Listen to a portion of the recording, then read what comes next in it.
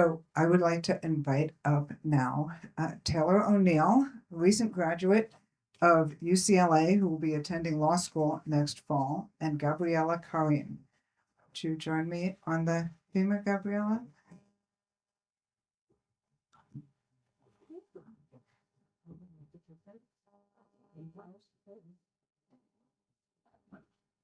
Gabriella was born on November 17th, 1930, in Bratislava, Slovakia, where she remained for the duration of the war. Taylor, it's all yours. It was dark, and we were breaking the curfew against Jews. My mother and I walked through the streets of Bratislava with a list. On this list were the names of Jews to be deported. My mother was a part of the Slovakian underground, the resistance movement. She would gather information. My parents owned a delicatessen store right next to a police station, and every night I remember a tall officer coming in. He would give her the list, and they were both risking their lives. One day, my mother saw on the list the name of her cousin's husband, and their young son. She went to their home, begged them to leave the city, but they didn't want to move. At the time, we could never have imagined the horror of their fate. And so they went to the train station. My mother went. She was looking for their young son, Hans. He was only a young boy. While looking for him, she ran into an old friend, a neighbor. Only now he was head of transports. She begged him, "Please, let me take the boy." He said no. "And if you don't leave right now, you'll be on the train too." My mother was brave and she was strong, but she had to go for her own safety. Hans and his parents went to an extermination camp where they were murdered. I was in class. To keep me safe, my parents created a new identity, a Christian identity, a new name, a new birthday, and I was enrolled in a convent. Today in class, we were discussing history, and the teacher asked me a question about Jews. I was very smart, and I knew the answer. But as I stood up to speak, no words came out. I stood in silence before sitting back down. That's when she said to me, "You should know more about your ancestors." I was completely shocked. No one was supposed to know that I was a Jew. I wondered if she had figured it out because I had dark hair and dark eyes, while my classmates had light hair and light eyes. I was terrified. I wondered what would happen to me and to my family if anyone found out that I was here. At the intermission, I cried by a window. That's when a young girl came up to me. Her father was in the government. If he found out that I was here, I'd be taken away. But instead, she offered me some comfort. The teacher shouldn't have said it, she told me. But still, I was nervous. What if she went home? What if she said something at the dinner table? I'd be taken away. Luckily for me, she had more sense than that, and she kept my secret. I loved my grandmother, but she wasn't staying with us. She was staying with another family outside of town. But luckily, my uncle would bike me to and from the city just to see her. But on this day, when we came back into the city, we were met with absolute chaos. Germans were in the city, grabbing people, taking them away. It was a mass deportation. A drunken soldier even grabbed me, pulling me. But my uncle, thinking fast, grabbed me, and I fell to the floor. He ran, and I ran too. I remember crouching down and running through people's legs, just trying to escape. It was terrifying, and I was only 11.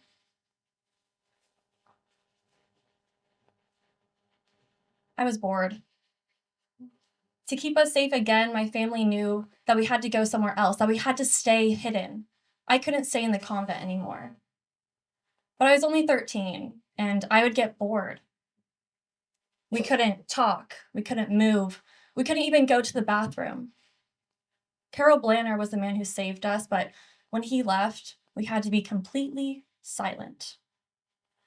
Carol was a great man, and to keep me entertained, he would bring me books, adult books like War and Peace, but I would finish those.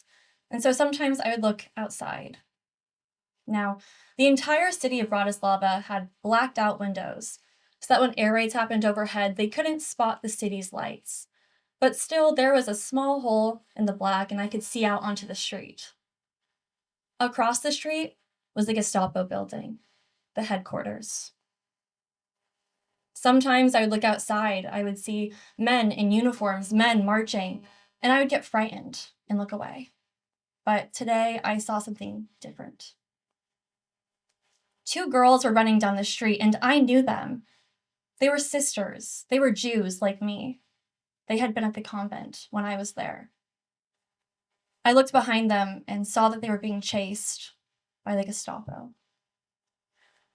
Right in front of my eyes, I saw as they were grabbed and taken into the building, and I never saw them again.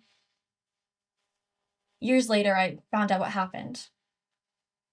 The Gestapo had gone to the convent, banging on the doors. "We know you're hiding Jews. We know you're hiding Jews." The nuns denied it, and as they did, the girls ran out the back, where they were chased until I saw them get taken away. It was horrible to watch. But in that moment, I was also grateful. Grateful for Carol for taking us in, and grateful for my parents for keeping me safe. The bombing had finally ended, and the Russians had entered the city. That was what they would do, carpet bombing, day and night on the city. It must have been a week or 10 days until the Nazis finally fled, and they came in. The Russians felt like they had saved us, that they were entitled to things. If a man was walking down the street and they liked his watch, they would take it, and they would line these watches up on their arms like souvenirs. They would also take and rape women. During the bombing, we had been in the shelter, but we went back up to the apartment now that we thought we were safe, me and my parents. Then one day, two young Russians showed up at our door. We knew what they wanted. My father was at the doorway begging them, "Please, please, she's only 10, she's only 10. But I wasn't 10. I was 14, and I looked like a young woman now. My father tried to give them a kerosene lamp, a prized possession at the time. There was no electricity, but they wouldn't take it. They were looking at me. I knew that if they came in, that they would rape me. Then all of a sudden, two men ran up the stairs. They were my uncles. They had just been released from a camp, made their way back into the city. When they saw what was happening, one of them ran down and brought the men they came with, 30 Jews. The Russians, seeing that they were outnumbered, finally did leave. They took the lamp and they left. My mother, she was so brave and so strong, but the idea that I could have been raped, hiding, the war, everything just hit her at that moment, and she had an emotional breakdown. It took her a few days, but then she was back to the woman that I always had known. And we were finally freed on my father's 40th birthday, April 1945. Carol Blanar, our friend, our savior, had to leave the state. In 1948, the communists took over the democratic government, and Carol had spoken out against communism. If he was found, he could be imprisoned, tortured, even killed, and he had to go.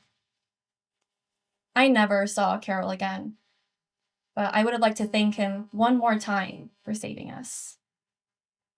Living under communism was extremely difficult.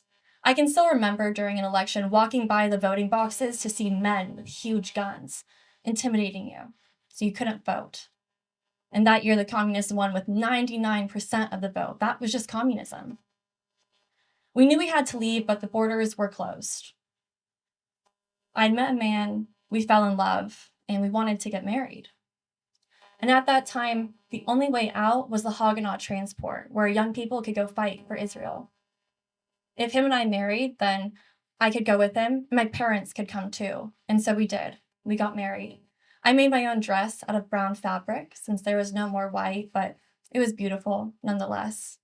I was 17, and we went to Israel. My husband, myself, and my parents. We were there for over a decade, and that's where I had my son, Rome. In the 60s, we moved to America, here in Los Angeles.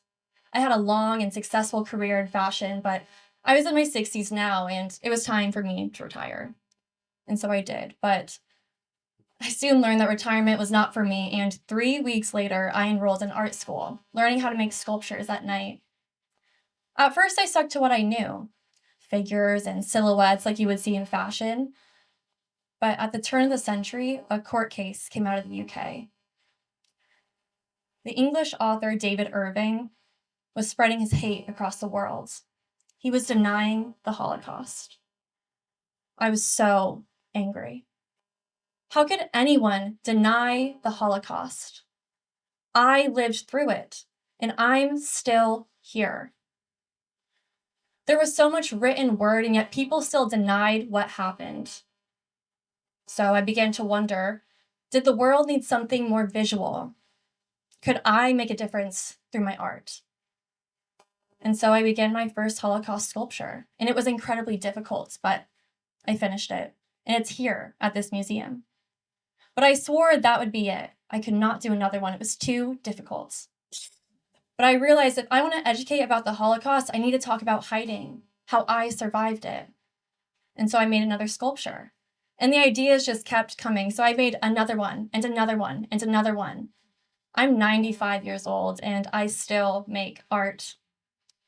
I make butterfly necklaces because from the ugly cocoon comes a beautiful butterfly, a symbol of hope for a better future. I use my art to educate because we will never forget, and we will never let this happen again. Thank you.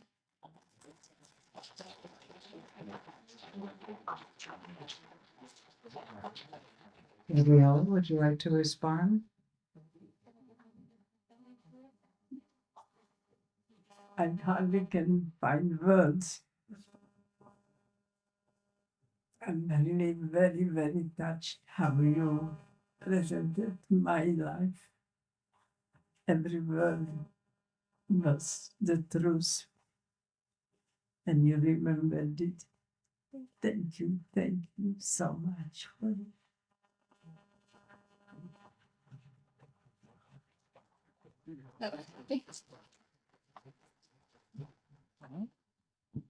Once again, cute picture.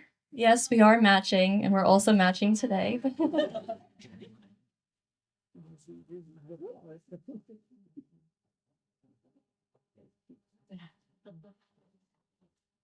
Taylor, you are so cute. You are now officially a Teach the Shoah LeSaper storyteller. May you go out and tell Gabriella's story for many years to many people. Thank you,